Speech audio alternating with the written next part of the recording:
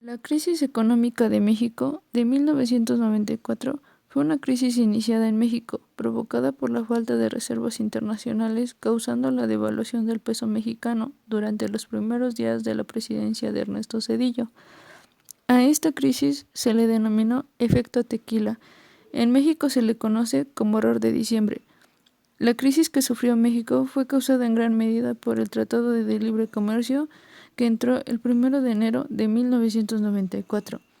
La crisis tiene su clímax durante la administración del presidente Carlos Salinas de Gortari, quien incrementó los gastos fiscales a nivel histórico antes que terminara su mandato. El nombre oficial. Permítanme comenzar recordando las medidas que se utilizaron para combatir las consecuencias de la crisis económica. Número 1. Ajustes a la política monetaria. 2. La estrategia de apoyo al crédito. 3. Ajustes a la política fiscal. Y por último, las medidas de apoyo al sistema financiero. México recibió flujos enormes de capital extranjero durante los años previos a la crisis de 1994. Esto obedeció en parte a las perspectivas favorables que presentaba la economía mexicana después de varios años de estabilización macroeconómica y de la implementación de importantes reformas estructurales. Las entradas de capital coincidieron con un fortalecimiento de las finanzas públicas y una fuerte demanda de crédito. De esta manera se produjo un muy rápido crecimiento del crédito bancario al sector privado. De 1988 a 1994, el crédito bancario del sector privado, medido como proporción del Producto Interno Bruto, se cuadruplicó. La población total es de 90.386. La tasa de natalidad es de 2.904.389. 50.35 fueron varones y 49.62 fueron mujeres. La tasa de mortalidad es de 5.3 muertes entre 1.000 habitantes. Las causas de muerte han sido por suicidios y causa de muerte natural. La esperanza de vida por sexo, las mujeres viven 77 años y los hombres 70. La alfabetización es de 5.5% y las profesiones son maestros y doctores. Actividades económicas por sector. Sector primario es agricultura, ganadería y pesca. Sector secundario es el comercio. El comportamiento del PIB es de 10.000. A continuación, hablaremos del análisis comparativo de la crisis económica de 1993 y 1994. Se va a comparar el factor de tasa de inflación de 1993, que se divide en dos aspectos, mensual y anual. En enero de 1993 tuvo una inflación mensual de 1.25% y en diciembre fue del 0.76% inflación mensual. La inflación anual de enero de 1993 fue de 11.32% y de diciembre de 1993 fue de 8.1%. Mientras que la tasa de inflación de 1994 en la mensual de enero de 1994 fue de 0.78% y en diciembre de 0.88%, mientras que la inflación anual fue de 7.50% y en diciembre de 7.05% de la inflación anual. Otro factor a comparar es el tipo de cambio. En 1993 el tipo de cambio fue de 3.10, mientras que en 1994 el tipo de cambio ya fue de 4, mientras que en 1995 fue de 7.68. Otro factor a evaluar es oferta y demanda agregada. La oferta en 1994 fue de 7.1 y la demanda también fue de 7.1, teniendo los conceptos de consumo total 4.4, consumo previo 4.6, consumo de gobierno general 2.9, formas brutas de capital fijo 8.4, pública 37.3, privada 1, explotación de bienes y servicios 17.8. Otro factor a comparar es el Producto Interno Bruto, que se va a dividir en tres aspectos: PIB, población y PIB por habitante, de la fecha de 1993 y 1994. En la fecha de 1993, el PIB fue de 1.256.196. La población fue de 88.755. y el PIB por habitante fue de 14.153.5, mientras que en 1994 fue de 1.311.661.1. En la población fue de 90.385.8 y PIB por habitante fue de 14.511.8.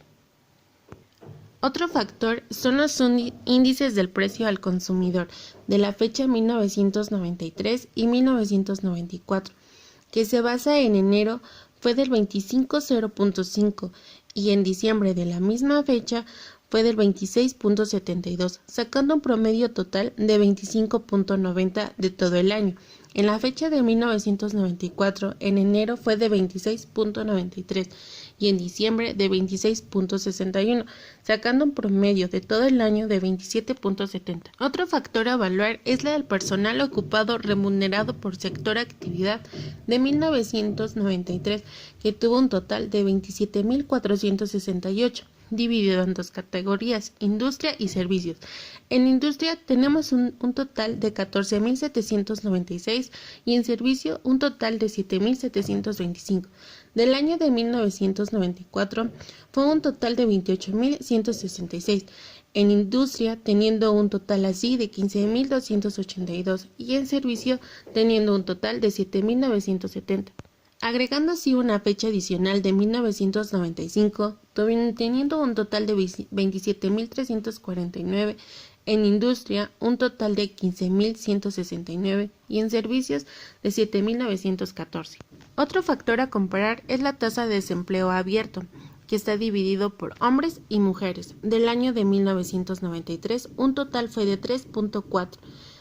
Divididos en factores de hombres fue un total de 3.2 y el factor de mujeres fue del 3.8.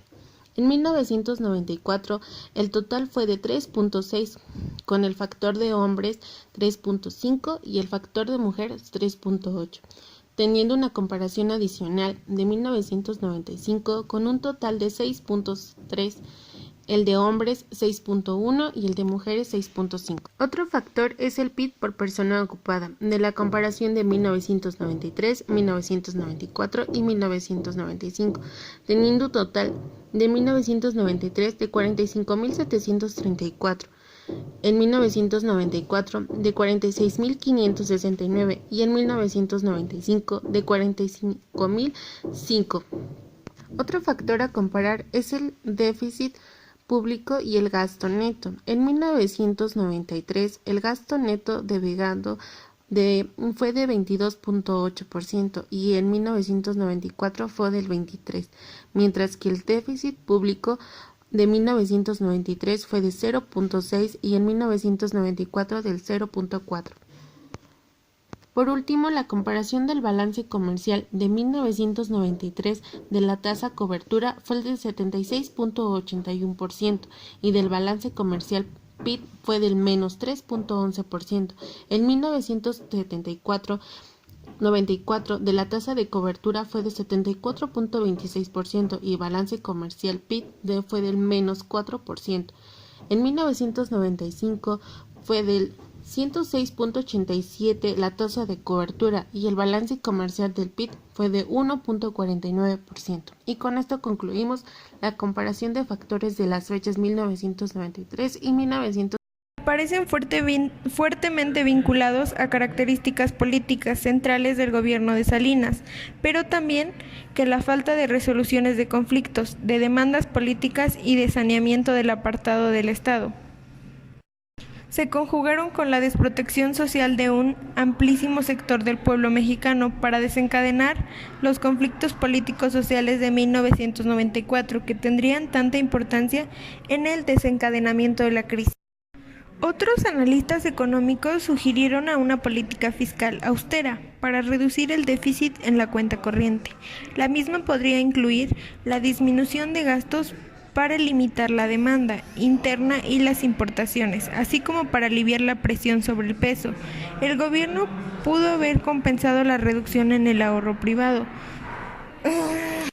local con un alza en los impuestos que aumentará el ahorro público nacional. En vez de hacerlo así, aumentó el gasto público, específicamente en el sector energético y en el de la construcción, a fin de promover el crecimiento económico.